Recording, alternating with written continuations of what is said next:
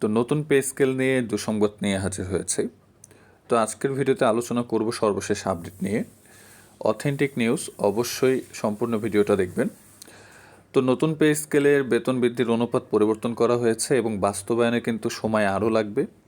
তো কী পরিমাণে সময় লাগবে এবং কবে বাস্তবায়ন হতে পারে সেটা নিয়ে কিন্তু বিস্তারিত আলোচনা থাকছে।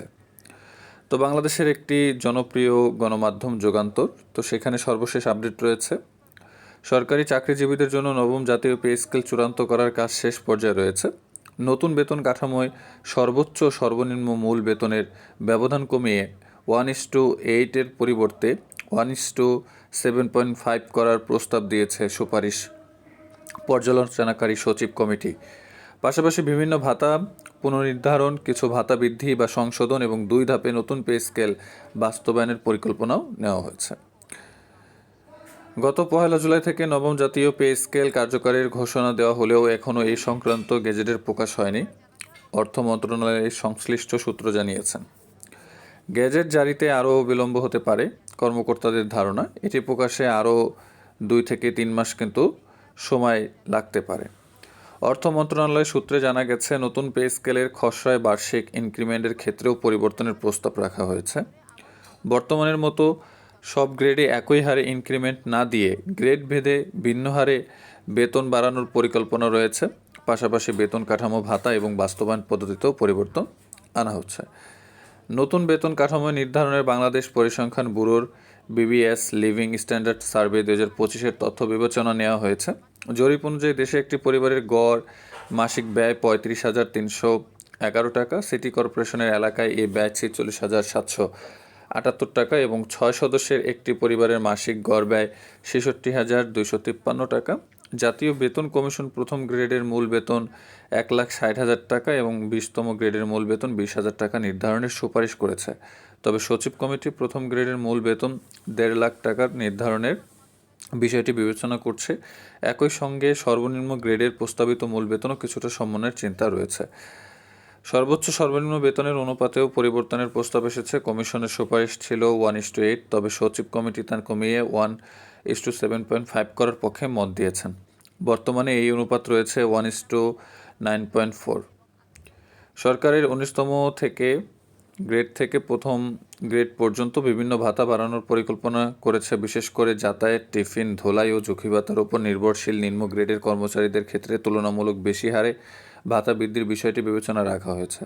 তবে সব সুবিধা একসঙ্গে কার্যকর করা হবে না। বেতন কমিশন চিকিৎসা ভাতা সর্বোচ্চ 5,000 টাকা করার সুপারিশ করলেও সরকার তা 3,000 টাকা নির্ধারণের কথা ভাবছে। একইভাবে সন্তানদের মাসিক শিক্ষা ভাতা কমিশনের প্রস্তাবিত 2,000 টাকার পরিবর্তে 1,500 টাকা করার পরিকল্পনা রয়েছে। অর্থ বিভাগের একজন দায়িত্বশীল কর্মকর্তা যুগান্তরকে জানান, পে স্কেল নিয়ে অযথা তাড়াহুড়া করার সুযোগ নেই। এটি দীর্ঘমেয়াদী আর্থিক দায়বদ্ধতার বিষয়। ফলে প্রতিটি সুপারিশের আর্থিক প্রভাব, প্রশাসনিক বাস্তবতা এবং আইনগত দিক যাচাই করে চূড়ান্ত সিদ্ধান্ত নেওয়া হবে। তিনি বলেন, চলতি মাসের শেষ নাগাদ সচিব কমিটি চূড়ান্ত প্রতিবেদন মন্ত্রী পরিষদ বিভাগে জমা দিতে চায়। এর আগে আরও 2টো বৈঠক করবে সচিব কমিটি। এসব বৈঠকে বিভিন্ন মন্ত্রণালয়ের মতামত, আর্থিক সক্ষমতা, বাস্তবায়ন কৌশল এবং ধাপভিত্তিক কাঠামো নিয়ে বিস্তারিত আলোচনা হবে। এরপর বিষয়টি মন্ত্রিসভার বৈঠকে উপস্থাপন করা হবে। প্রধানমন্ত্রী অনুমোদন দিলে আইন মন্ত্রণালয়ের ভেটিংয়ের জন্য পাঠানো হবে। ভেটিং শেষ হওয়ার পরেই সরকার নবম পে স্কেলের প্রজ্ঞাপন জারি করবে। তো মূল কথা হচ্ছে, বেতন কাঠামোর পরিবর্তন আসতে যাচ্ছে। তো যে প্রস্তাবিত পে স্কেল ছিল সর্বনিম্ন 20 গ্রেডে 8,200 টাকা থেকে বর্ধিত করে 20,000 টাকা এবং সর্বোচ্চ 76,000 টাকা থেকে গ্রেড 1-এ 1,60,000 টাকা কিন্তু বর্ধিত করার কথা ছিল। তবে এখানে কিন্তু কিছুটা এদিক সেদিক করা হবে। তো সর্বোচ্চ 1 নম্বর গ্রেডে কিন্তু কিছুটা কমিয়ে আনার চিন্তাভাবনা করছে, 1,60,000 থেকে 1,50,000 টাকা। কিন্তু নিচের যে গ্রেড রয়েছে সেখানে কিন্তু সুযোগ সুবিধা, ভাতা কিন্তু বাড়ানোর চিন্তাভাবনা রয়েছে সরকারের। তবে বাস্তবায়নের ক্ষেত্রে কিন্তু এখনও বেশ জটিলতা রয়েছে। কারণ দেখা যায় বাজেট প্রতি বছর প্রায় এই খাতে 1,30,000 সামথিং টাকা লাগে।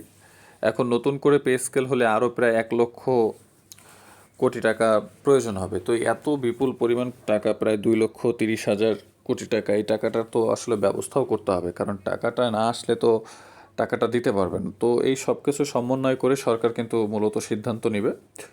তবে 2-1 মাস বেশি সময় লাগলেও এই বছরের মধ্যেই কিন্তু নতুন পে স্কেল হবে, এইটুকু মোটামুটি শিওর থাকে। তবে সেটা শেষ পর্যায়ে হবে আমি যতটুকু ধারণা করছি। তো অনেক ধরনের নিউজ দেখেছেন, তো সর্বশেষ এটাই ছিল আপডেট। তো আপনারা একটু ধৈর্য ধরুন, ইনশাল্লাহ আপনারা অবশ্যই সুখবর পাবেন। যদিও এই হবে হবে বলে হবে যে কবে সেটা আসলে আল্লাহ মাবুতি জানে, তবে এই বছরের শেষ দিকে হলেও আপনারা নতুন পে স্কেল কিন্তু পাবেন।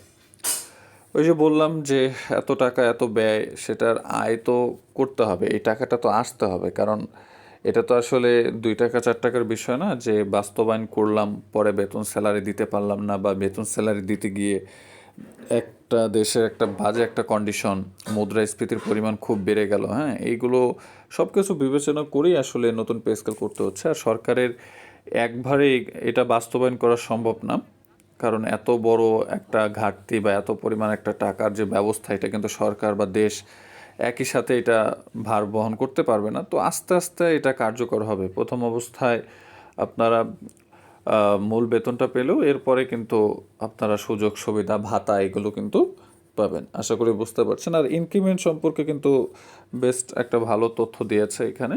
গ্রেড অনুযায়ী কিন্তু ইনক্রিমেন্ট বাড়ানো হবে। তো যেটা ছিল সবার ক্ষেত্রে 5%, সেটা কিন্তু আর থাকছে না।